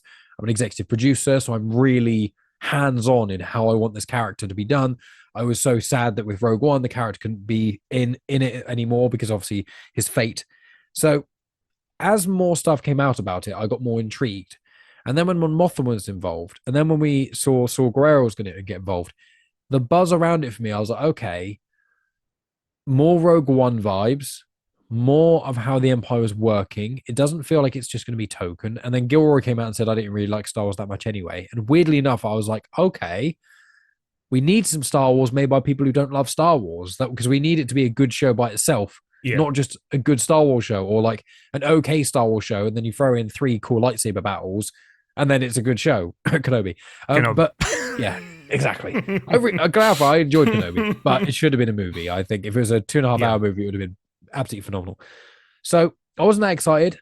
And then as you know, when it first came out, and I was like, I've got higher hopes for this. And then the reviews started coming in, and it was like amazing reviews across the board. And I was like, okay, but critics have been wrong before. You know, Rise of Skywalker got really good reviews when it first came out, before the public kind of saw it, and then it started to tank.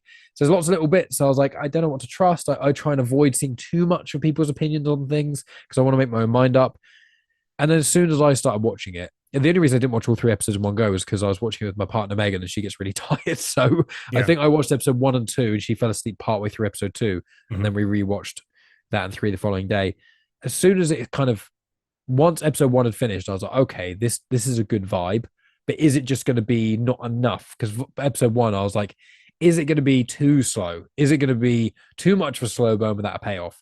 But then after episode 3, I was bought in, and I just think, linking to the memes and everything, this is the Rogue One of the series. This is the show that no one asked for, that no one was that excited for, but because there was no expectation, because there's none of these legacy characters that everyone's like married to because they've got a billion year legends, they can do more with them.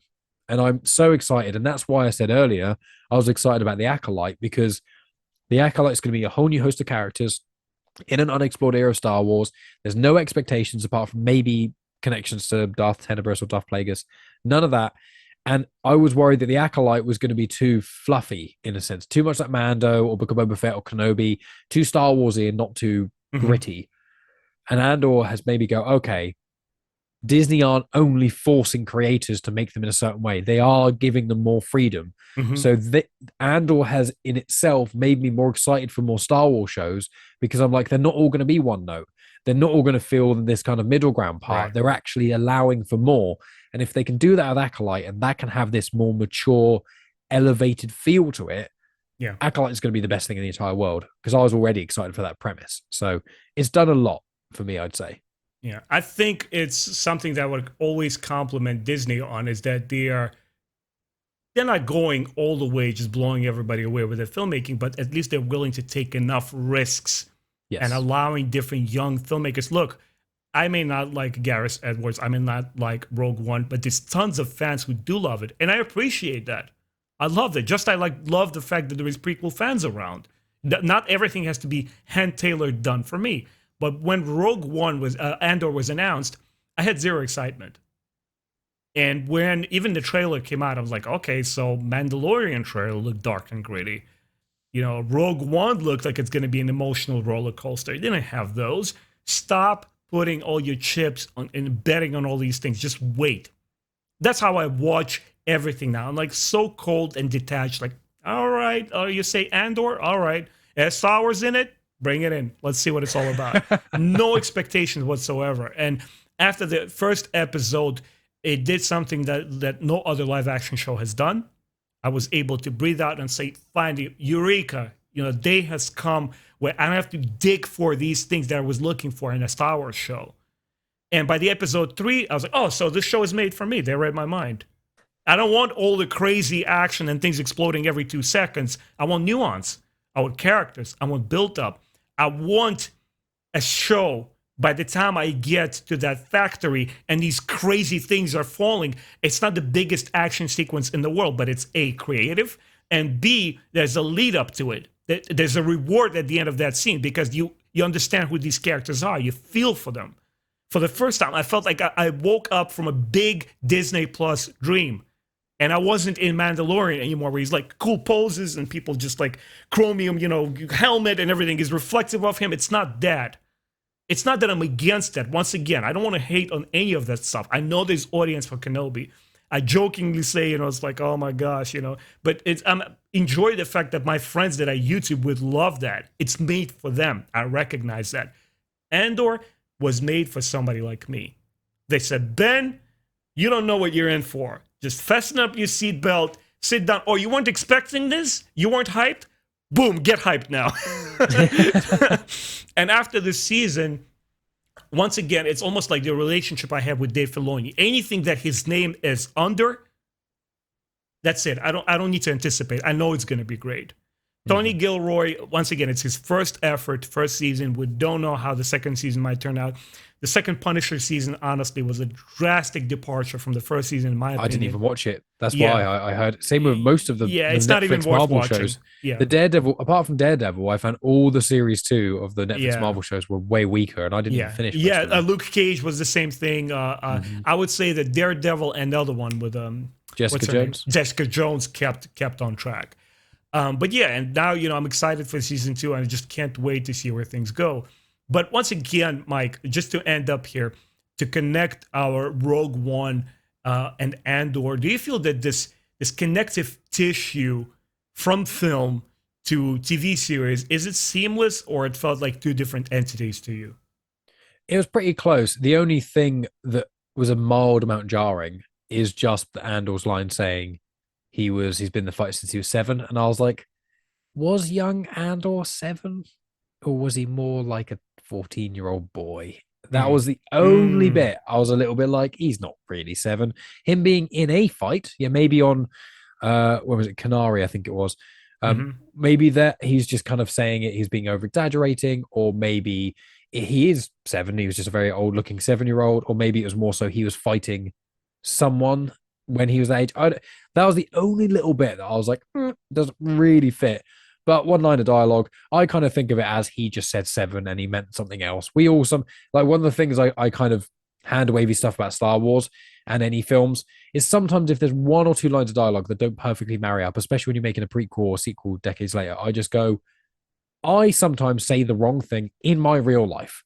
And I accidentally over exaggerate or something, or I say the wrong date of something in a benign conversation with a stranger that I think isn't going to mean anything. I'm not going to correct something that's so minor. So in my mind, I kind of think that part. But aside from that, I think it's really well connected. You kind of, what we're getting to see is, it's so weird that in the canon, between episodes 3 and 4, there is so little content. Like, there's the Lost Stars book, which is one of the best Star Wars books written, period. It's definitely one of the best books in the canon. It's phenomenal. You've got that. I would say it's one of the best Star Wars books, period. Yeah, it's so good. It's phenomenal, by Claudia Gray. And so there's that. There's Princess Leia of Alderaan that's kind of towards the tail end. And you've got kind of the Rebels era, which is the sort of the 5 years leading up to New Hope and things. And that's obviously where Andor kind of fits in as well. You've got Solo that's kind of bit in the middle, but that's kind of away from a lot of the stuff. And now you've got Kenobi, but really we've still got this 20-year gap with lots of holes in it, mainly around the Empire. Bad Batch is starting to delve into how the Republic became the Empire. And we're getting that kind of feel, but we haven't really, there's that jump of just about that sort of 10, 15 years before the rebellion really started. And although this is set at the sort of the tail end of the Empire having ultimate power just before the Rebel Alliance got started, I'm really liking that we're getting to see an Imperial world, because in the original trilogy, it's just rebels hiding from random planet to random planet. You're not on the core worlds. Coruscant is barely in anything apart from the prequels. It's really weird. Obviously, it's not in the original trilogy because it wasn't created then. But in the sequels, they don't even mention it. And you're like, this is the galactic core. And you're completely avoiding it because it's just part of the prequels. You got one line from Luke in The Last Jedi, and that's almost everything about it that we get even vaguely mentioned about the prequels. But in Andor, I just feel it's helping bridge the gap between the prequels and the originals. It's really showing something that I've been saying for a long time, which is the prequels are not the best made films, but in my opinion, they have the best lore of the films. The lore of the Republic, some of the legend stuff that came out after the prequels, including things like Darth Bane, a high percentage of the highest rated Legends content came out after Phantom Menace or around that, because the amount of world building, the amount of change that they happened with the prequels That for me is one of the reasons I love it. And I think that Andor utilizes that. It utilizes the lore that most people like from the prequels, and it connects it with how the Empire became what it is, why it became something that the rebels had to fight and really stop. How did the Empire get to a point where they're making a planet killer? Apart from just hand wavy Palpatine is evil, how did the rest of the Empire go along with that? And seeing the ISB and seeing Mon Mothma fighting a losing battle on the political ground, seeing the ISB and things, I think it connects so well with what Rogue One was trying to represent, which is the moral gray area sometimes, Hmm. and I think sacrifice. I think one thing I noted in some of my other conversations was really what I think season one of Andor's done so expertly is really show what makes a rebel. Yeah. Some people like Andor does it for survival. He doesn't believe in the cause. At the very end, maybe he does, but really, he doesn't believe in the cause. Nemec does. Nemec's purely He's an motivated by the idealist. cause. Hmm. Yeah, exactly. And that's what makes him such a compelling character and Hmm. why his death is so impactful is that Andor, and it shows Mothma does it out of necessity because she can't move in the political sphere. She has to move into war. Yeah. Saul Guerrero believes in this. They've all got their reasons. They're all slightly different, but some are for survival. In the Prison Break, Yeah. Andy Serkis, he becomes a rebel only on the basis there is literally no other choice. The Empire Yeah. forced him. Hmm. So there's the Empire forcing someone literally, the Empire forcing someone metaphorically, survival being convenient to go with the rebels because it's just going against the Empire. There's so many elements, and I think that Rogue One was the ultimate show of not personal survival, but how a cause survives. And I think that Andor is the people that make up this cause, how a rebellion started, why a rebellion started. So in that vein, I think it does it expertly. Yeah, and another overture I want to make to the Rogue One is that there's such amazing sense of world building there too. Like we're shown Jedha and we show these Guardians of Wills and this fallen, Jedi statue. And I loved the fact that very much in the spirit of the original trilogy, a lot of stuff is given to you, and there is some subtext going on there visually, at least, that makes you wonder what all these things are. And there's so much room to expand upon. And once again, Andor continued that tradition. It's just for me, I would rate Rogue One 8 out of 10 any day of the week. I think it's one of the better Star Wars films that we got. It's just for me, it's very unfortunate that it's missing that emotional kinetic momentum. It just doesn't have that. It lacks in that department, but it's still a thoroughly enjoyable movie for me to watch. And the last question I want to ask, Mike, is that obviously I mentioned earlier in the beginning of the podcast that, the palette of Star Wars fans' reactions to this show is obviously going to be ginormous because we have a very, very large global, audience out there. And there has been some criticism with Andor that it has a lack of action. So I wanted to ask you, who do you think this show is for if you were to pitch it? What kind of fan is it for? I think it's for the kind of fan that doesn't consume lots of Star Wars content. Hmm. Now, I say that because I feel like this is the show I would recommend to anyone who's just seen the films. I think it's probably benefits from the less Star Wars you've seen, the more you'd enjoy this, I find, in an odd way. Not that Star Wars fans can't enjoy it. Every person who I know who's a big Star Wars fan really enjoyed Andor, but we were all going to watch it anyway. So I think that as you and I, any piece of Star Wars content that comes out, if it sounds terrible, or even if the first few episodes, I'm going to watch literally everything as for long as I can, Yeah.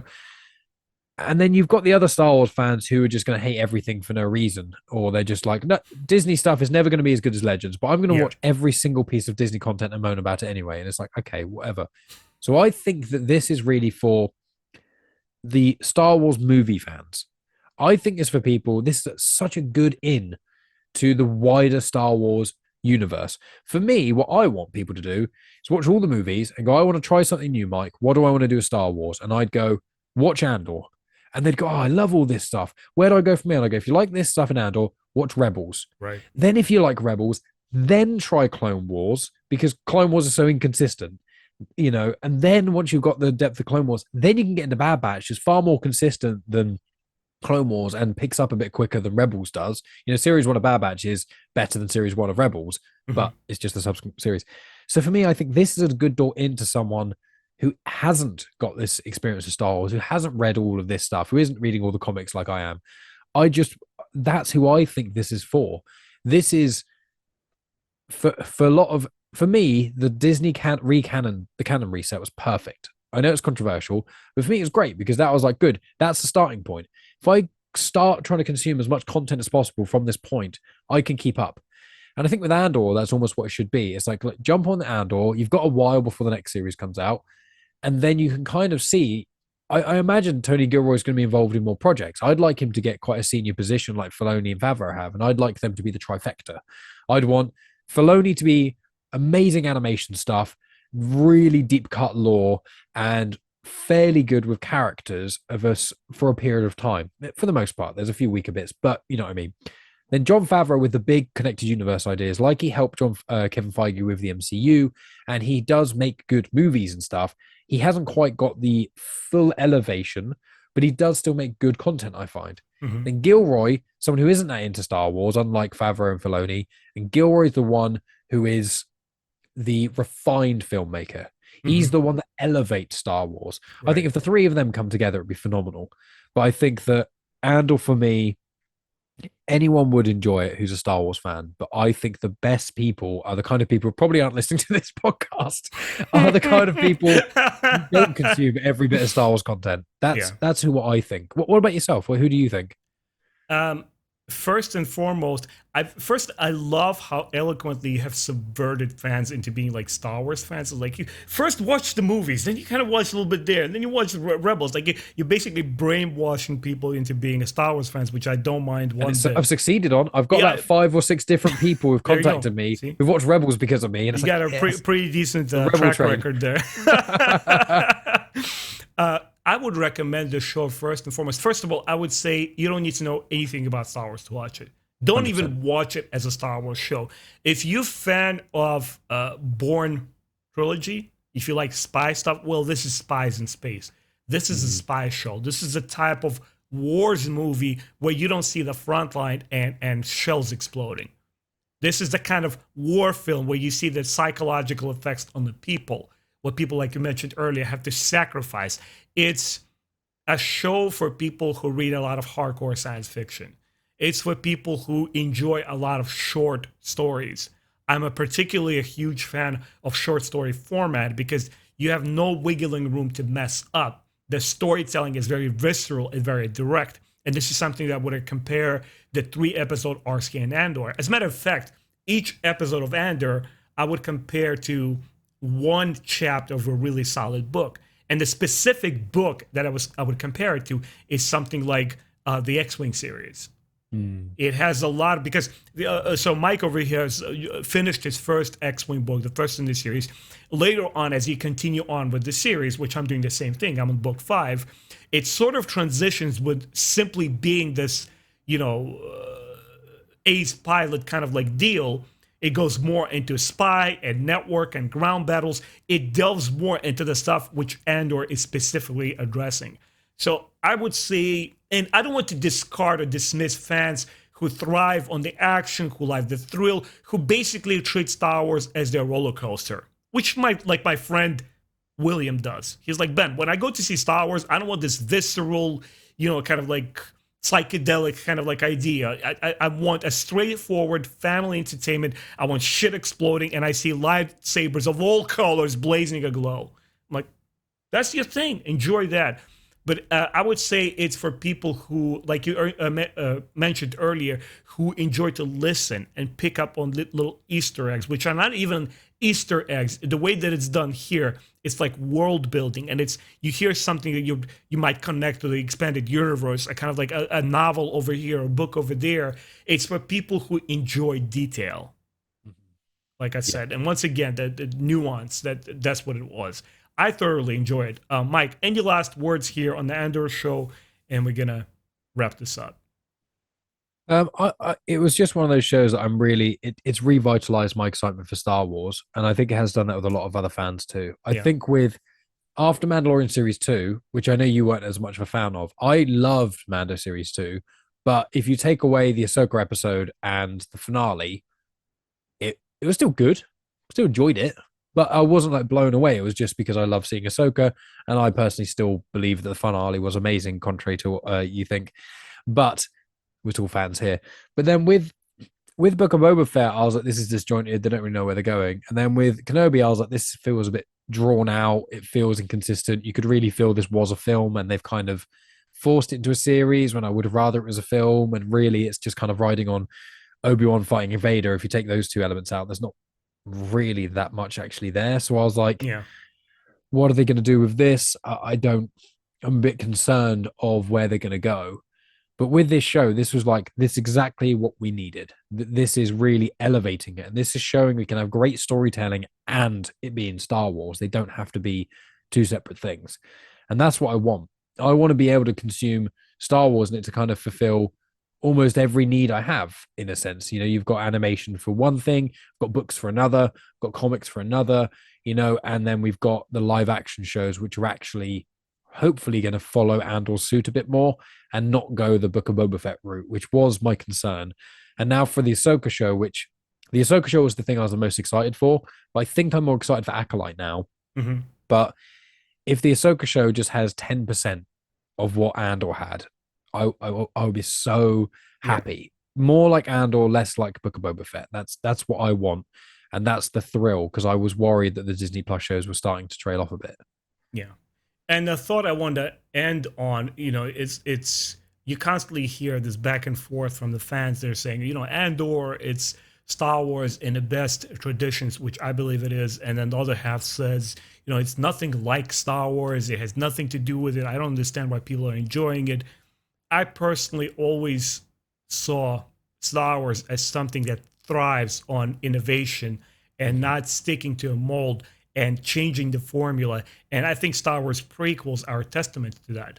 Just how different they are in tone, in storytelling, in visuals from the original trilogy. The first novel in the expanded universe that was ever produced, Splint of the Mind's Eye. And like later on, you know, Timothy Zahn's Throne trilogy, a lot of it is so different. Yes, there's a lot of similar motifs and beats and visual icons, the iconography, but at the same time, it was so different. And I would say that Star Wars is an ever-shifting, ever-changing idea. It's never one thing. And I think the more you try to identify it and give it like this solid form, the more you're going to fail. Because you know, you might be a purist who are a huge fan of the originals or trilogies or sequels and say, well, I don't care whatever's going to happen to the legends. And you try to give it just this one thought, this idea, you solidify it, it becomes dead. It's not relevant anymore. It just becomes this one thing that you want to protect and guard till the rest of your days. And there's nothing else that you will compare it to. Everything else by default will be worse because it's not what you were looking for, which is this shiny thing. Star Wars is an ever-changing idea. Star Wars is a phenomenon because we all share in on it. And a person, you know, from across the world could watch it, any part of the world, and find something in it that they identify with. Mm-hmm. So, guys, it's a sandbox. Yeah, it's a sandbox of imagination. So, guys, on that note, we're going to end our podcast. Mike, thank you so much once again for being here. Please, guys, go check out Mike's channels. He's really awesome. He does some of the most amazing freaking podcasts I've seen out there. Mike, please tell us, our audience, where they can go and listen to your stuff. Yeah, sure. So you can find me on social media at Genuine Chit-Chat. As you are watching, you can see, sorry, I've got it mirrored. So just above me, up here, it says Genuine Chit-Chat, and then down, wrong side. There we go. It says it there as well. So it's Genuine Chit-Chat on Instagram, Twitter, on Facebook, and also on YouTube, and also on any podcast app. So you can watch all my stuff on YouTube. There's videos to most of it, or you can just listen on YouTube, or you can find it. As I said, any podcast app is Genuine Chit-Chat. Star Wars Comics in Canon, it's probably the place yourselves will want to go because you're listening to this Star Wars show. So you never have to have read a single Star Wars comic, or any comic for that matter, for your entire life. Some of my friends have dubbed it Story Time with Mike. So I basically just go through the plot details of Star Wars comics in the canon. I've gone through basically every one now, and I go through those plot details. And along the way, I give you additional information. I'll tell you trivia information about characters that are reoccurring, or planets, or cool weird things about species, connective tissue. There's all kinds of stuff, and they're all in playlists on my YouTube channel. So check that out. Subscribe if you fancy, and you can see that. And I've had conversations just like Ben has with certain individuals connected to Star Wars and have been involved with Star Wars. So if you want to hear conversations with some of the High Republic artists, or some of the High Republic architects rather, or any Star Wars artists, we both spoke with Paolo Villanelli and a few others. Go check out Genuine Chit Chat. It's got loads of cool Star Wars content, loads of content that's nothing to do with Star Wars, and there's just enough variety in episodes where you're sure to find something that you would enjoy. Awesome. Mike, thanks again. I really appreciate all of your thoughts. I love talking to you. I love bouncing ideas back and forth with you. And guys, I think after we finish this podcast, I'm going to go and dream up of a day where I could have stories with Mike where he just sits gently by my bedside and he puts me to sleep with the next Star Wars comic book. I think that would be a great idea. Well, anyway, guys, thanks so much for tuning in, checking out a podcast. If you enjoyed, please leave your thoughts and comments in the video section below. Subscribe to our channel so you don't miss future podcasts. I will definitely have Mike on here again. Thanks a lot, guys, and we'll see you later.